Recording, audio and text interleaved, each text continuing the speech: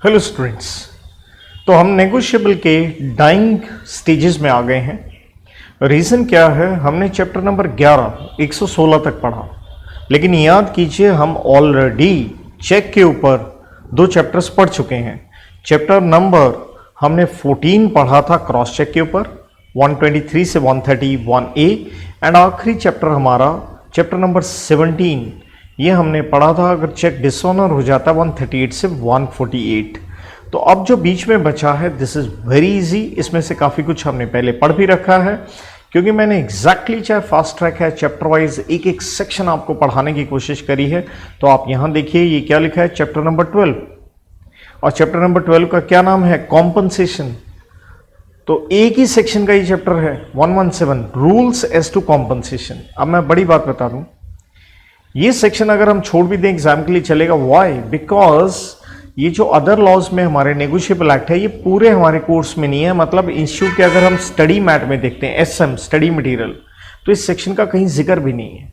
But फिर भी as a teacher मैं कुछ छोड़ना नहीं पसंद करता हूं, तो मैं आपसे शेयर कर रहा हूं। तो देखिए कॉम्पनसेशन का मतलब यहां क्या है। देखिए पहली बात, कोई भी नेगोशिएबल इंस्ट्रूमेंट 3 होते हैं, अगर वो डिसऑनर हो जाए तो पैसे तो देने पड़ेंगे आपको, जिसकी प्राइमरी लायबिलिटी है उसको पैसे भरने पड़ते हैं। बाय एनी पार्टी लायबल वो पैसे देगा, किसको देगा? नेचुरल है आपको पैसे देने जिसके पास इंस्ट्रूमेंट है। तो जिसके पास इंस्ट्रूमेंट है उसको हम क्या कहते हैं, हम उसे कहते हैं होल्डर कहो या पेई कह लो, या हम वर्ड क्या इस्तेमाल कर सकते हैं, हम वर्ड इस्तेमाल कर सकते हैं इंडोर्सी। तो आई रिपीट, जैसे ही इंस्ट्रूमेंट डिसऑनर हुआ, जिस आदमी की लायबिलिटी है उसे पैसे देने पड़ेंगे। किसको देने पड़ेंगे? होल्डर या इंडोर्सी को। अब कितने पैसे देने पड़ेंगे ये देखना है, उसके ऊपर है ये section 117, to be determined by following rules. कहता अगर आप होल्डर हैं आपको क्या मिलना चाहिए, इंटाइटल्ड फॉर, एक तो इंस्ट्रूमेंट का अमाउंट, मान लो बिल है या चेक है 1000 रुपये का, वो मिले, प्लस उसके ऊपर आपका कोई खर्चा हो गया जैसे नोटिंग चार्जेस, वो भी आपको मिले, चाहे नोटिंग कहें प्रोटेस्ट कहें, पढ़ा था हमने सेक्शन 99 एंड 100 में, या जो भी पेश करने में आपका खर्चा आया हो, क्योंकि पैसे जा रहे हैं आ नहीं रहे हैं तो मिलने चाहिए। अब तीसरी बात क्या होती है, इसे ध्यान से देखना, जिस आदमी की लायबिलिटी है, इफ अ पर्सन चार्ज्ड, जिससे आप पैसा लेना चाहते हो, resides at a place different from that at which the instrument was payable. मतलब मान लो इंस्ट्रूमेंट की पेमेंट होनी थी अमेरिका में, इंस्ट्रूमेंट की पेमेंट होनी थी अमेरिका में, लेकिन पैसे नहीं दिए। किसने? जो पार्टी लायबल है, और वो पार्टी रहती है कनाडा में। माना 2 देश हैं, दोनों में सेम ही करेंसी है, डॉलर है, लेकिन आप सारे जानते हैं उसका रुपये में कन्वर्जन बड़ा फर्क है। अमेरिकन डॉलर महंगा है, कैनेडियन डॉलर सस्ता है। तो इसलिए कहता है कि जब ये पैसे मिलेंगे हमें ध्यान क्या रखना, करंट रेट ऑफ एक्सचेंज, हमें एक्सचेंज रेट लेके चलना होगा, उसे कंसिडर करना होगा अगर आपने रुपीस में लेने हैं। अगर दोनों पार्टीज, दोनों नहीं बल्कि जिस आदमी से पैसे लेने हैं वो रहता कहीं और है, कनाडा, पेमेंट होनी थी अमेरिका में, फर्क तो आ गया। तो करंट रेट ऑफ एक्सचेंज ही हम लेके चलेंगे, राइट। तो ये एक ध्यान रखना है। दूसरी बात है इंडोर्सर। भाई इंडोर्सर को किस बात का कॉम्पनसेशन, याद करो सेक्शन 35 में हमने पढ़ा था, अगर डिसऑनर हो जाए इंडोर्सर लायबल होता है अपनी सब्सिक्वेंट पार्टी की तरफ, और अगर आपने इंडोर्सर से पैसे ले लिए तो अब इंडोर्सर का हक है, उसे पैसे मिलने चाहिए। किससे? जो पार्टी प्राइमरली लायबल है, तो उसको क्या मिलना चाहिए? सेम यही जो उसने पैसे दिए। ऑब्वियसली उसका भी खर्चा हुआ होगा, नोटिंग चार्जेस या कुछ भी कहो।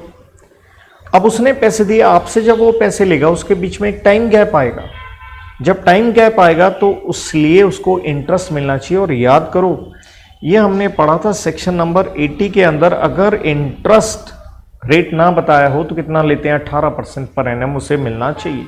और यहाँ पे भी सेम वही पॉइंट है ये एक्सचेंज रेट की वैल्यूएशन का। जैसे जिस आदमी से पैसे लेने हैं, किसने लेने हैं? इंडोर्सर ने लेने हैं। कहाँ रहते हैं? अलग अलग जगह पे लेते हैं। तो endorser entitled to receive such sum at current rate of exchange between the 2 places. तो करंट रेट ऑफ एक्सचेंज चलेगा। मतलब मेन पॉइंट यहां क्या आ रहा है, दोनों करेंसीज हैं, अलग अलग हो सकती हैं, और एक्सचेंज रेट टाइम के हिसाब से चेंज होता रहता है, तो करंट रेट हम लेके चलेंगे। नंबर 2 बात कहता है जो भी पार्टी इंटाइटल्ड है, चाहे वो होल्डर कह लो या इंडोर्सर कह लो, to compensation may draw bill, आपने पैसे लेने, हो सकता अगला कैश में ना दे रहा हो, तो आप एक नया बिल डाल सकते हो दूसरे के ऊपर for the amount due, right. Such bill to be accompanied by, जब आपने उसके ऊपर नया बिल डाला जिससे पैसे लेने हैं, तो आपने जो इंस्ट्रूमेंट डिसऑनर हो गया उसके बदले लेने हैं, तो वो भी उसे भेजो। साथ में अगर आपने नोटिंग प्रोटेस्ट करवाया तो वो भी उसे भेजना है। अब मान लो जो आपने पैसे लेने हैं उसके बदले आपने तो डाल दिया नया बिल, और वो नया बिल भी अगर डिसऑनर हो गया, तो फिर से कॉम्पनसेशन का तरीका वही रहेगा जो अभी हमने लिखा है, same as in the case of original bill. तो ये हम एक्स्ट्रा पढ़ रहे हैं, चाहे स्टडी मैट में नहीं है, थोड़ा पता हो तो इट्स ऑलवेज गुड। देन अगला चैप्टर नंबर 13 आता है स्पेशल रूल्स ऑफ एविडेंस के ऊपर।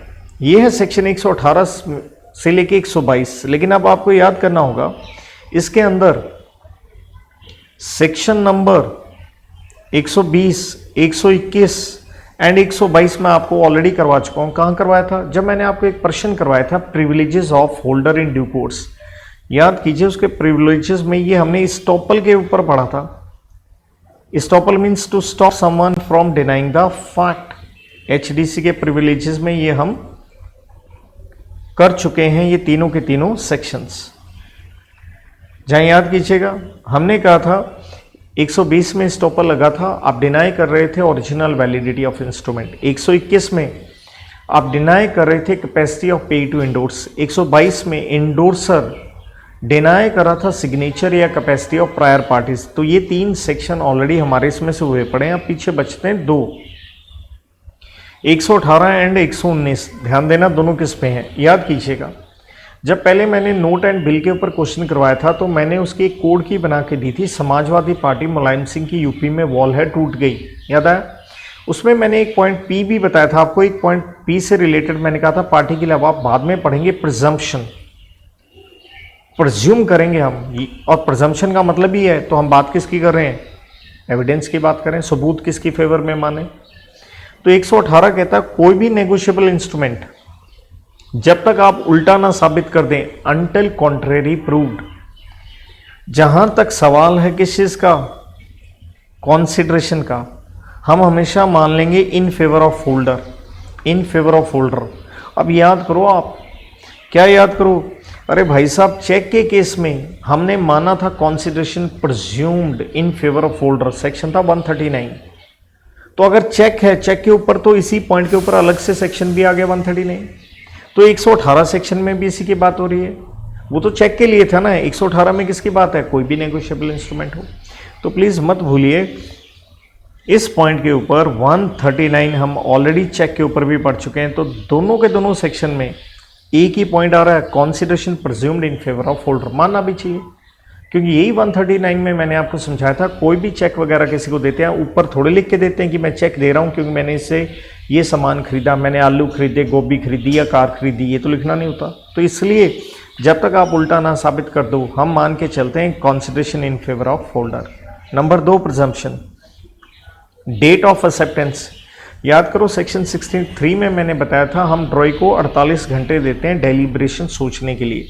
तो डेट ऑफ एक्सेप्टेंस 118 क्या कह रहा है? कहता मैं मान लूंगा कि एक्सेप्टेंस होगी with in the reasonable time.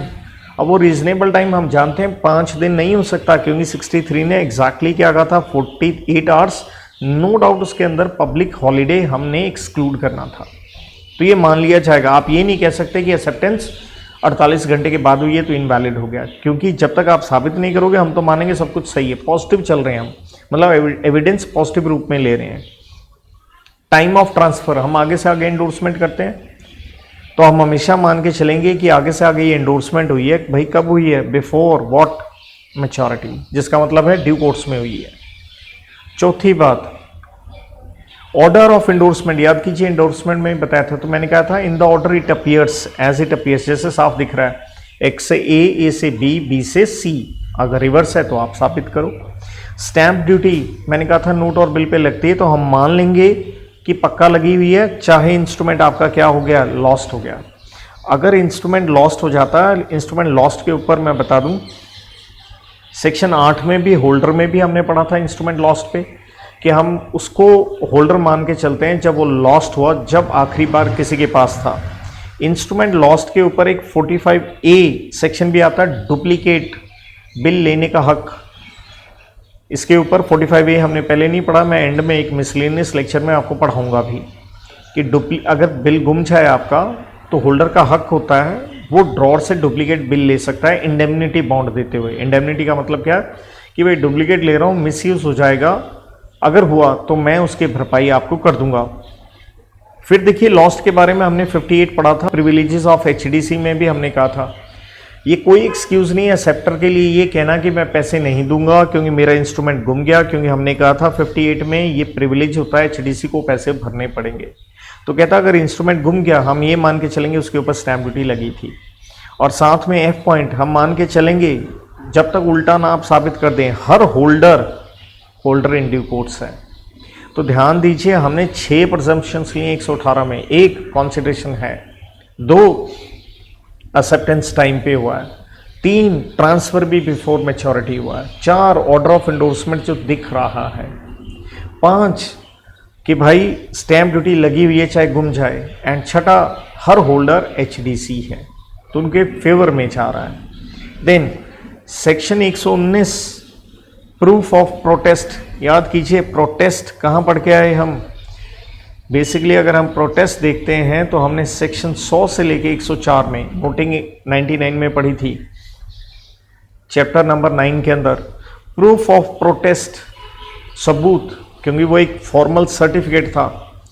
कहता अगर कोई केस हुआ किस चीज़ का, डिसऑनर का, जैसे कोर्ट में क्या पेश किया गया, प्रोटेस्ट का सर्टिफिकेट, तो हम क्या मान लेंगे, तो ये भी एक प्रिजम्पशन आ गई। क्या प्रिजम्पशन आई कि नेगोशिएबल इंस्ट्रूमेंट क्या हुआ है, डिसऑनर हुआ है, डिसऑनर हुआ है तभी तो प्रोटेस्ट का सर्टिफिकेट है, ऐसे तो आएगा नहीं। हम फ्री में थोड़े बैठेंगे मजाक में लेके आए प्रोटेस्ट करवाएं, हमारा खर्चा लगता है उसमें। तो कहता अगर प्रोटेस्ट का सर्टिफिकेट है तो प्रिजम्पशन क्लियर है डिसऑनर हुआ है, नहीं हुआ तो आप साबित करो। तो ये 2 सेक्शन 118 119 मेन आए चैप्टर 13 में, 120 से 22 देखिए पहले पढ़ा चुका हूँ।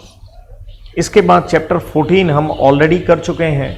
अब हम एक छोटा सा चैप्टर और देखेंगे इस छोटे से हमारे लेक्चर में, डेट इज चैप्टर नंबर बच्चों 15। क्या नाम है, बिल इन सेट्स। देखिए बिल ऑफ एक्सचेंज पे है ये चैप्टर 15, सिर्फ 2 सेक्शन का है, लेकिन अगेन ये हमारे कोर्स में नहीं है क्योंकि स्टडी मटेरियल में नहीं लिखा, लेकिन बेटा थोड़ी नॉलेज ले लो, कोई बुराई नहीं है। इन केस इन शूट की कोई गारंटी नहीं होती, किसी चीज़ पे डाल दें तो एटलीस्ट हम सेफ रहेंगे, ऐसा चाहे नहीं बट फिर भी। देखिए 132 कहता है बिल सेट ऑफ बिल्स, इसका मतलब है बिल ऑफ एक्सचेंज की बात हो रही, कहता है may be drawn in set, sets का मतलब होता है पार्ट्स, टुकड़ों में। देखिए जैसे देखिए एक्ट 1881 का है, अगर ये बिल है हमने इसके क्या कर दिए, 3 टुकड़े कर दिए, तो नॉर्मली हम 3 पार्ट बेसिकली बना देते होते हैं। क्यों बना देते हैं, पुराना एक्ट है, उस ज़माने में किसी को बिल भेजते थे, डिलीवर करते थे, रास्ते में लूटपाट बड़ी हो जाती थी, तो हम सेफ्टी के लिए क्या करते थे, टुकड़ों में भेज दिया करते थे। अब समस्या क्या हुई, तो लॉजिक आप समझ गए, लॉजिक जैसे मैंने बताया, सेफ्टी, राइट। हर पार्ट की एक नंबरिंग कर दी। क्यों नंबरिंग कर दी, अरे भैया बाद में जोड़ोगे, सही ऑर्डर में जुड़ना चाहिए ना। All parts together make a set, सभी को जोड़ लो तो ये क्या बन गया, ये एक बिल बन गया। लेकिन एक एक्सेप्शन है, अगर एक्सेप्टेंस, क्योंकि एक्सेप्टेंस से ड्रॉइंग की लायबिलिटी ग्रेट होती है, ये 3 पार्ट एक ही बिल के हैं। अगर आपने अलग अलग हिस्से पे साइन करवा लिए एक्सेप्टर से, कहता है if acceptance made on different parts of bill in favour of different persons, वो भी फेवर एक आदमी के नहीं है, डिफरेंट पर्सन्स है। तो क्या डिफरेंट पर्सन्स हैं, तो ये ग्रेट पॉइंट हो गया यहाँ पे।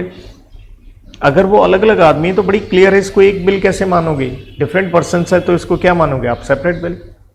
तो बहुत ही सिंपल, 132 बिल इन सेट्स पार्ट्स में ड्रॉ हुआ है। नॉर्मली 3 पार्ट रहते हैं सेफ्टी सिक्योरिटी के लिए, हर पार्ट की नंबरिंग की जाती है, तीनों को जोड़ दें एक बिल बनेगा, लेकिन नहीं डिफरेंट मान लेंगे। अगर तीनों पे सेपरेट एक्सेप्टेंस हुई है, इन फेवर ऑफ सेपरेट पर्सन्स हुई है, तो ये पक्का ध्यान रखें, इन फेवर ऑफ डिफरेंट पर्सन्स। अब मान लीजिए ये 3 टुकड़े हैं, हमने भेज दिए, समस्या क्या हुई, 3 टुकड़े 3 अलग अलग आदमी के पास चले गए।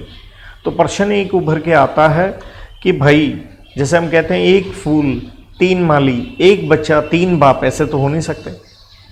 तो 133 कहता है अगर एचडीसी के पास ये पहुंच गया, तीनों पार्ट तीन अलग अलग एचडीसी के पास, और होल्डर इन ड्यू कोर्स को तो प्रिविलेज होता है पैसे मिले, तो कहता है holder of first acquired part entitled to all, मतलब कहता है as between HDC of different parts of same set, कई एचडीसी हैं, सबके पास अलग अलग सेट हैं, he who first acquired title to his part, कहता वो आदमी जिसको ऑनरशिप सबसे पहले मिलती है,